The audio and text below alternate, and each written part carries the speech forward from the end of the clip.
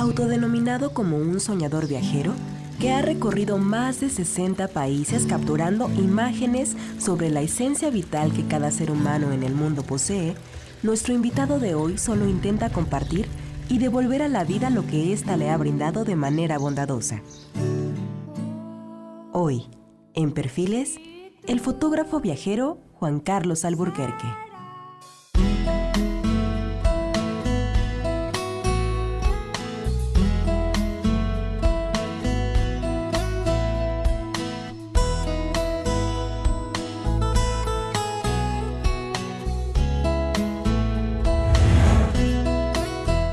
Juan Carlos Alburquerque Hernández nació en la ciudad de Pachuca, Hidalgo, el 30 de agosto de 1957, fruto del matrimonio conformado por el tipógrafo Adolfo Alburquerque Zavala y la señora Elena Hernández Palafox, quienes tomaron una decisión que influyó indirectamente en el futuro del pequeño Juan Carlos.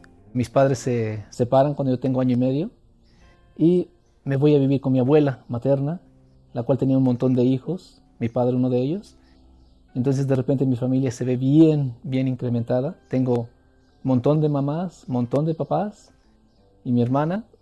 Y así sucede en los siguientes 5 años hasta que la mayoría de la familia piensa que es tiempo de irnos a la Ciudad de México a encontrar trabajo, cosa que en ese entonces no había en Pachuca. Entonces cuando tengo 5 años nos cambiamos a la Ciudad de México, en el norte de la ciudad, cerca de la villa. Y ahí es donde pasan mis primeros 3 años. Hasta que mi padre se vuelve a casar, y cuando se casa me voy a vivir con mi hermana y su nueva esposa a la colonia Tacubaya, en donde nacen otros 2 niños. Entonces, cuando se casa mi padre, hay un cambio en mí que quizás pudo influir en mi futura relación con los viajes, puesto que hasta ese entonces, al ser el miembro más pequeño de la familia, era bastante controlado. No podía salir a jugar a la calle completamente y al patio pocas veces. Entonces cuando se vuelve a casar mi papá, como todo el mundo salía de casa, yo quedaba solo en casa y no había límites para mí. Me salí a la calle y me convertí en un niño callejero. No dejé de ir a la escuela, pero el tiempo que podía pasar en la calle lo hice, y entonces así es como mi psicología humana, empírica, se empieza a desarrollar. Entonces paso muchos años de mi infancia conviviendo, jugando con gente en la calle, jugando en la calle, hasta que entra un poco de disciplina en mí cuando empiezo a jugar fútbol. Entro a un equipo de fútbol y el fútbol se convierte en una buena motivación para hacer cosas. Si bien el fútbol soccer marcó su vida, fue otro tipo de fútbol, el americano, lo que hizo que Juan Carlos comenzara a interesarse en los Estados Unidos, donde todo parecía brillar y ofrecer un futuro prometedor. La primera vez que salí de México fue a los 19 años, fui a los Estados Unidos. Me fui por 3 semanas al área de Nueva York y fue impactante, ¿no? Fue un cambio, ¿no? Regresé hablando nada más de los Estados Unidos, de cómo hacían las cosas allá, de cómo las mujeres eran impresionantes, de cómo sus edificios eran altísimos, de cómo su limpieza era impecable, ¿no? Y, fue el primer choque cultural que tuve a los 19. Pero te digo, entrado en los 20, empiezo yo a cambiar mi visión hacia Europa, y entonces cuando empiezo a desear hacia Europa, y cuando tengo por ahí de 22, 23 años, no sabía cómo, pero pensaba yo que tenía que viajar algún día. O sea, me lo ponía como un sueño guajiro. Dije, algún día voy a viajar, pero desde entonces he escuchado quizás cientos de jóvenes diciendo lo mismo, y en el mayor de los casos no sucede, ¿no? Entonces, un poco más adelante, a la mitad de mis 20, es cuando veo la vida de tal forma en que me tomo como cruzada el ir a conocer esos países.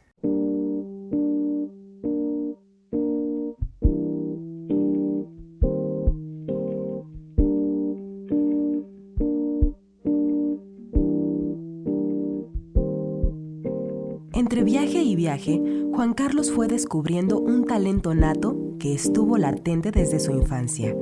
y que gracias a su sensibilidad logró desarrollar de manera extraordinaria. La fotografía me gustaba desde niño porque recortaba a veces fotografías, pero no con la intención de ser fotógrafo. O sea, me doy cuenta porque he encontrado en mis cajas antiguas que había fotos recortadas y que les veo que tenían algo esas fotos, o sea que por alguna razón las escogía, aun cuando ni siquiera tenía una cámara. Mi padre de vez en cuando llegaba a tener una cámara, se descomponía, o sea, no había forma de tomar fotos. Cuando yo tengo trabajo y tengo la capacidad de comprarme una cámara, pues me compro una cámara y tomo fotos como la mayoría de las personas, ¿no? En fiestas, quizás algún atardecer, ¿no? Pero no es sino hasta que me voy de viaje en el que empiezo a tener una cámara en las manos más constantemente. Y la razón por la que la compré fue porque quería dejar registro de los lugares a donde iba a viajar.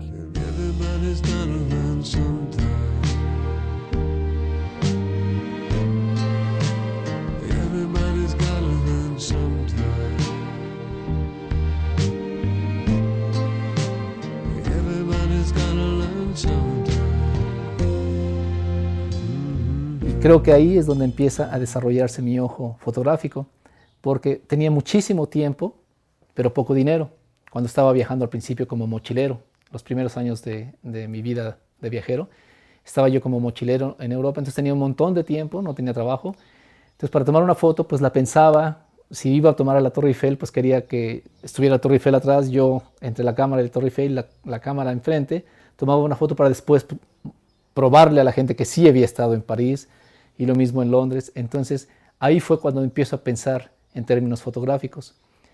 Pero como era muy caro, me pasé los primeros 2-3 años tomando solamente 2 fotografías por ciudad, cosa que hoy me da mucha tristeza, pero quizás fue necesario, ¿sí? Porque como era caro, tenía yo mucho cuidado en no echar a perder fotos, en que la foto saliera por lo menos clara, ¿no? Entonces ahí es donde empiezo a pensar un poco más en términos fotográficos. Y la fotografía viene de lleno a mi vida cuando la primera vez que voy a la África Negra.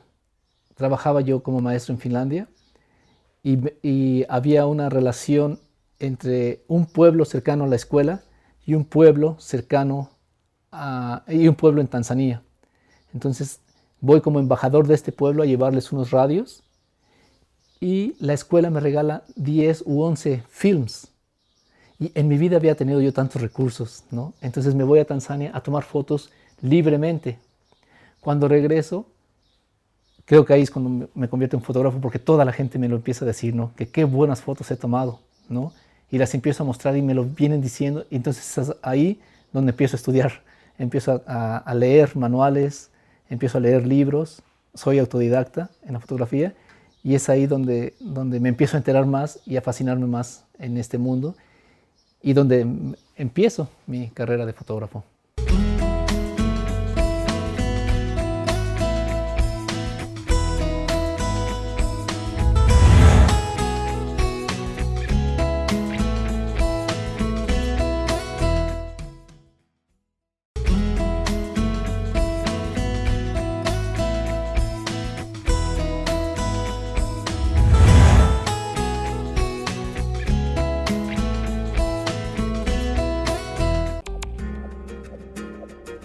En la mayoría de las fotografías tomadas por Juan Carlos se reflejan los sentimientos humanos, culturas diferentes, idiomas diferentes, rasgos diferentes, pero que en conjunto forman parte de una totalidad.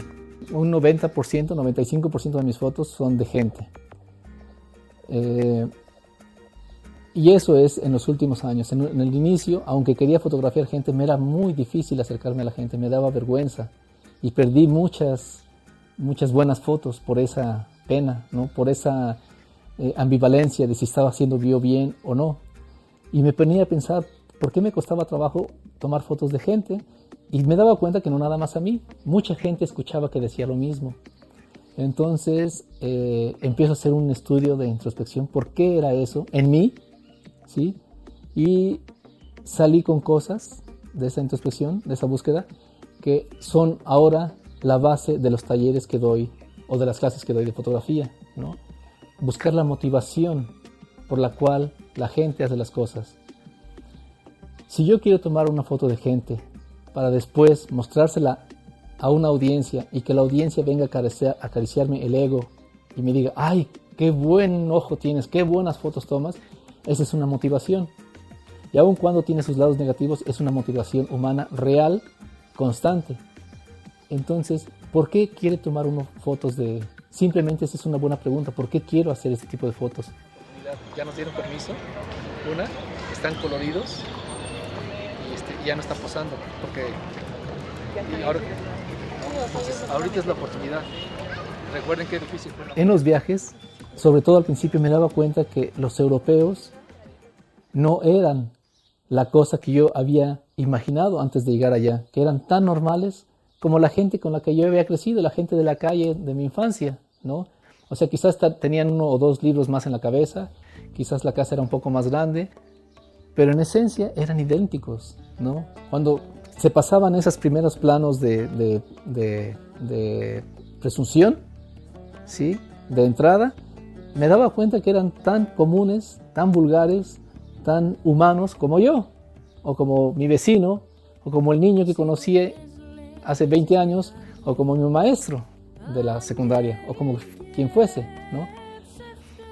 Y eso me empieza a fascinar de la gente. En lugar de alejarme de ellos, me empiezo a dar cuenta de algo mucho más profundo que tengo al ser humano, que solamente ese tipo de experiencias empíricas me empiezan a dibujar en el panorama de la vida. Entonces me dije, ¿podré yo fotografiar eso? ¿No?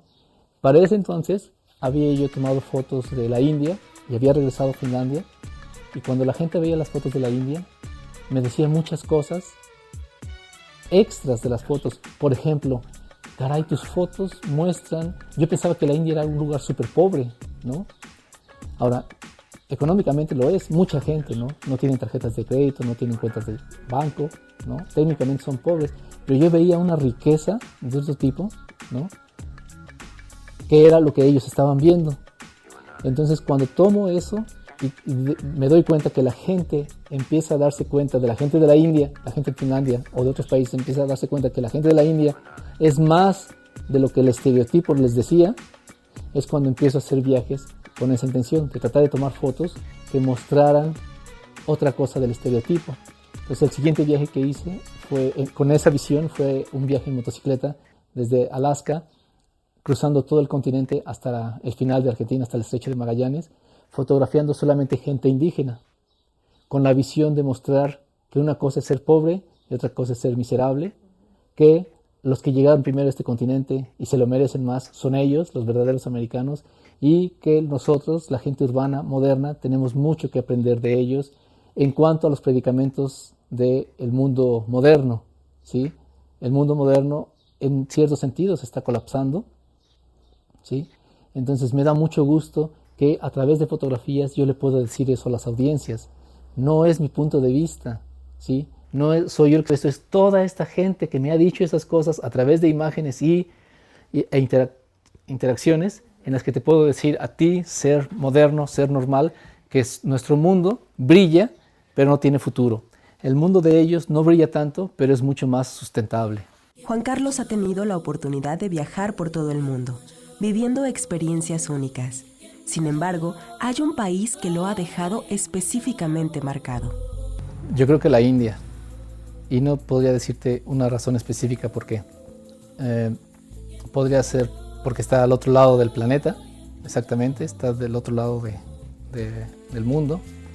Podría ser por su misticismo, por su tamaño, por su historia, o por una combinación de todas estas cosas. Pero por 6 años estuve deseando ir a la India y siempre algo me detenía. Siempre pasaba algo, me salía la posibilidad de estudiar, me salía la posibilidad de trabajar, etc. Entonces cada año me pasaba algo y yo pensaba que la vida no quería que yo fuese para allá. Pero al final lo logré y la India me ha tratado súper bien y súper mal, ¿no? Me ha tomado y me ha agitado y me he enamorado de ese país, ¿no? Es muy fuerte. Quien va a la India es difícil que tenga un punto de vista intermedio, o se le odia o se le ama, ¿no? Porque es muy fuerte, todo es fuerte, sus sabores son fuertes, sus olores son fuertes para bien y para mal, ¿no? Sus colores son fuertes para bien y para mal, sus sonidos, ¿no? Su gente es muy fuerte. Y es por lo que te decía, esa es mi interpretación. Han estado tanto tiempo interactuando en las calles que cuando llega alguien no tienen pudor para acercarte y tocarte y entrar en tu privacidad, como en muchos otros lugares, ¿no? Entonces, no todo el mundo está acostumbrado a eso. Y aun cuando yo tenía parte de eso y iba de un país con sol, de todas maneras era mucho más de lo que yo estaba acostumbrado. Entonces me imagino para los pobres escandinavos cuando van ahí debe de ser una explosión de sentimientos humanos. Entonces, y eso es lo que es, ¿no? Es un asalto a los sentidos, la India.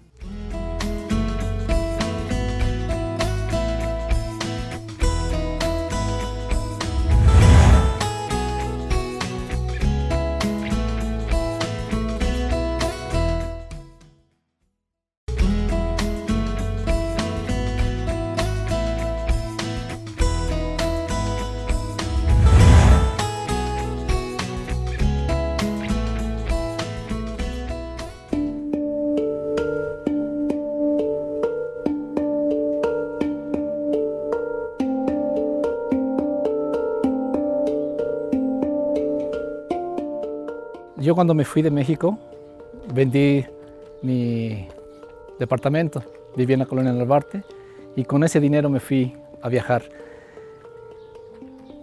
Entonces por 4 años no tenía a dónde regresar excepto que mi familia. Y cuando empiezo a juntar un poco de dinero trabajando en Finlandia, invito a mi papá a que me visite y le doy todo el dinero que tenía para que me lo invirtiera en un pedazo de tierra para preparar mi regreso. Dije, si me compras un pedazo de tierra, cuando regrese y no tengo dónde vivir, lo vendo y ya empiezo a buscarme la vida. Y si tengo dinero, quizás ahí construyo mi casa, que no tengo. Le digo, pero el lugar tiene que ser Morelos. Y la razón era muy sencilla, porque después de haber pasado 2 inviernos en Finlandia, me di cuenta la importancia que tiene el clima en el ser humano. Entonces dije, tiene que ser un lugar calientito. Tiene que ser un lugar con buen clima.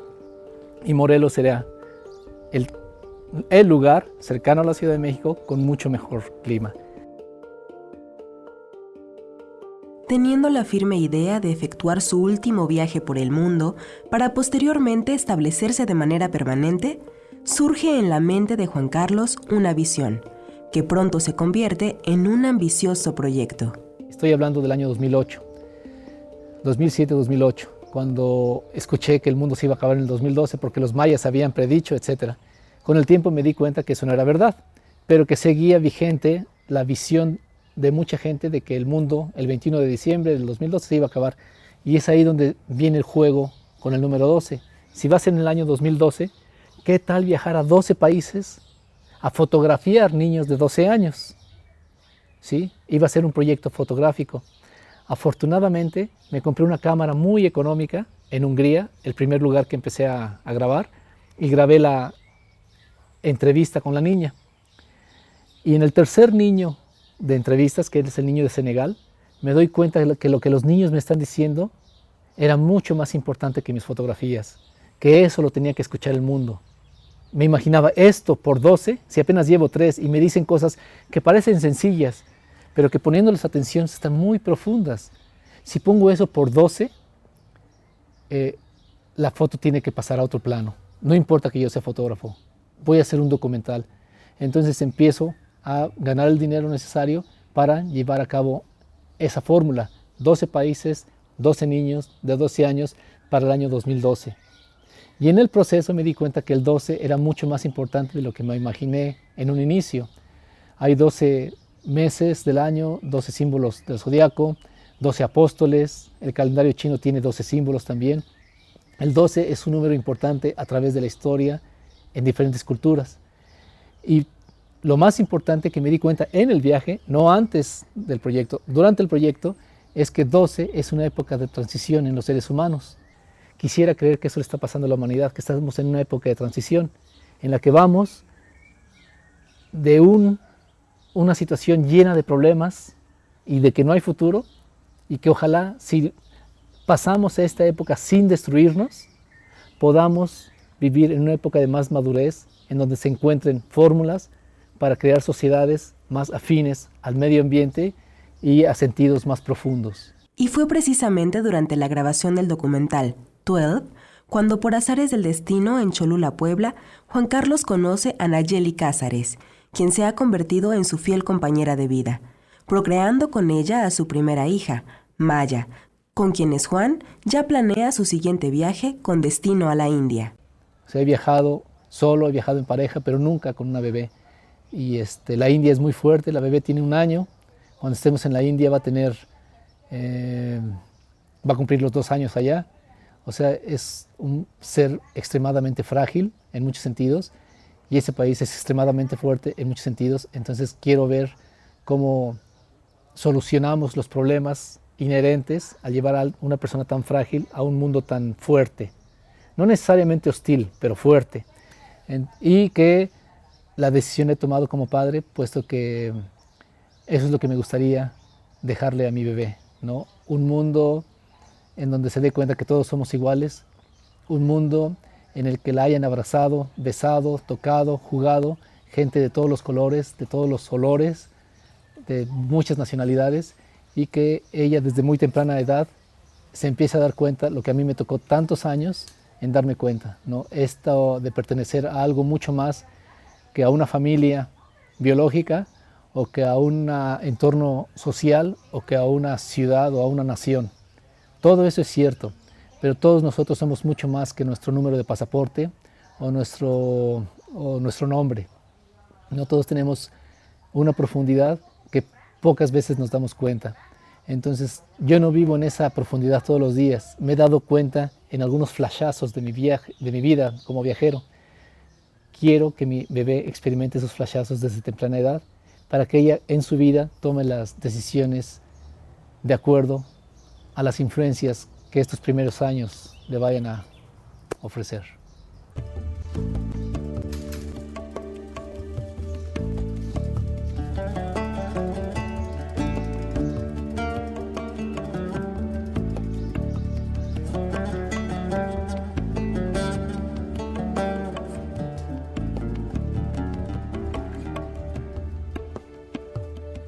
Συμπαίχτες λέξεις και καρδιές, άγγελοι και ψευτές, στις φοβισμένες τους μάτιες βαφτήκαν όλοι οι κλέφτες.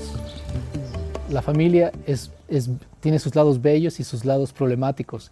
El lado problemático es que no nos deja explotar, no nos deja ir más allá de nuestros límites, porque siempre, no, ¿qué tal si te vas a enfermar? Y no, mira, yo te lo plancho, y no, mira, aquí ya está tu desayuno. Entonces son cosas muy bellas, las navidades las pasamos llenas de gente alrededor, pero nos limita, no nos da chance de explotar nuestros potenciales.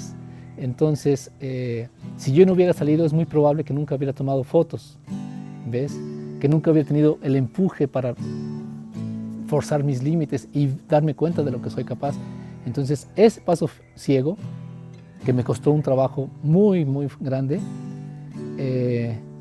hizo que mi vida cambiara y que hubiera un renacimiento. Empecé a ver la vida desde otros puntos de vista, empecé a cambiar mis valores y empecé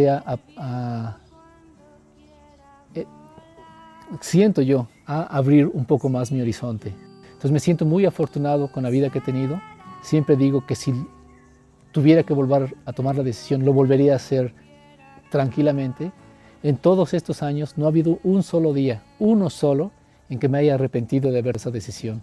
Entonces me da mucho gusto ser un ser humano que se siente en paz con la vida, que le agradece a las fuerzas que hicieron posible que esto sucediera, que hayan sucedido, y que tan agradecido estoy que muchas de las cosas que hago en mis proyectos están para, en un menor porcentaje, obtener retribución económica, y en un mayor porcentaje tratar de ofrecer mi grano de arena en la construcción de algo mejor.